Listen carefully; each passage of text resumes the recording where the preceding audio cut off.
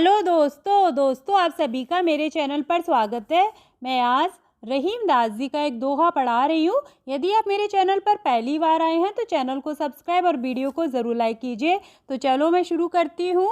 अब रही मुश्किल पड़ी गाड़े दोऊ काम, साँचे से तो जग नहीं झूठे मिले न राम। सबसे पहले इस दोहे के कठिन शब्द देख लीजिए। मुश्किल का मतलब होता है मुश्किल, गाढ़े मतलब कठिन, दो का मतलब है दोनों, साचे मतलब सच्चाई, और जग मतलब संसार या दुनिया, और राम ईश्वर या भगवान, भगवान का नाम ही राम है। अब इस दोहे का मैं आपको शब्दों के हिसाब से पहले सरल अर्थ बताऊंगी और उसके बाद मैं आपको भावार्थ बताऊंगी। आप वीडियो को लास्ट तक देखिएगा। तो देखिए, अब रही मुश्किल पड़ी, यहाँ पर रहीम दास जी कहते हैं कि अब मुश्किल पड़ी यानी अब मैं मुश्किल में पड़ गया हूँ। गाड़े दो काम, गाड़े मतलब कठिन है, दो काम यानी दोनों काम, कि दोनों काम एक साथ करना कठिन है।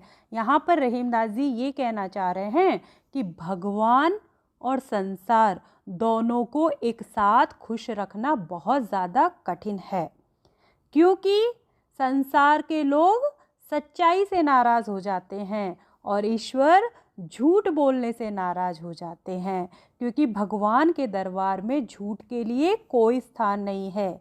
जिन्हें ईश्वर को खुश करना है उन्हें सच्चाई का रास्ता अपनाना होगा।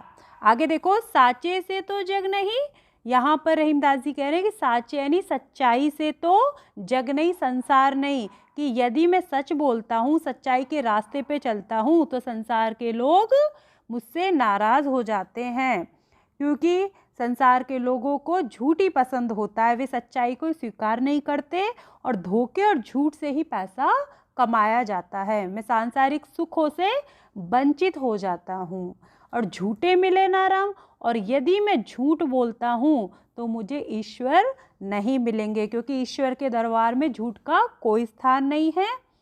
ईश्वर सिर्फ सच्चाई को पसंद करते हैं, वे झूठ को पसंद नहीं करते हैं। अब इसका आप भावार्थ देखिए। रहीम दास जी कहते हैं कि मैं बहुत मुश्किल में पड़ गया हूँ। यदि सच्चाई के रास्ते पर चलता हूँ तो संसार के लोग नाराज़ हो जाते हैं, मेरे काम नहीं बन पाते और लाभ नहीं प्राप्त कर पाता हूँ। दूसरी ओर यदि झूठ के रास्ते पर चलता हूँ तो ईश्वर से मिलना संभव नहीं है, ईश्वर नाराज़ हो जाते हैं। अतः रहीम दास जी की मुश्किल यह है कि वह सच्चाई और झूठ दोनों रास्तों में से कौन से रास्ते को अपनाए। आशा करती हूँ कि आपको ये दोहा समझ में आ गया होगा। धन्यवाद।